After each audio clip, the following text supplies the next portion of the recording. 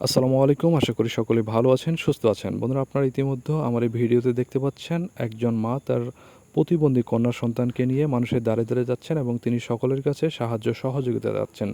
আসলে আমরা যারা কন্টেন্ট ক্রিয়েটর, আমাদের চোখের সামনে এমন কিছু দৃশ্য আসে, অথবা আমরা যারা অসহায় মানুষদেরকে নিয়ে কাজ করি, তাদের কাছ থেকে এমন কিছু কথা শুনতে পাই যেটাতে আমাদের হৃদয় ব্যাহত হয়।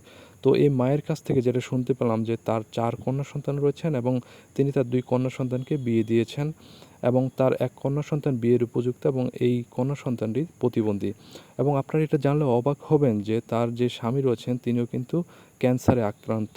আসলে অনেক হৃদয় বিদারক ঘটনা। তো আমি আসলে আমার জায়গা থেকে যতটুকু পেরেছি তাদেরকে সাহায্য সহযোগিতা করেছি।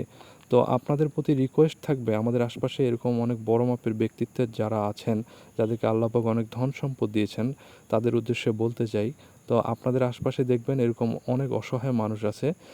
আপনারা প্লিজ তাদের পাশে একটু দাঁড়াবেন, তাদেরকে একটু সাহায্য সহযোগিতা করবেন। আসলে অনেক কষ্টের পরে একজন মা কিন্তু এভাবে বের হয় এবং সকালের দ্বারে দ্বারে যায় এবং সকলের কাছে সাহায্য চায়। এটি আসলে আমাদের সকলের বোঝা উচিত। সবাই ভালো থাকবেন, সুস্থ থাকবেন।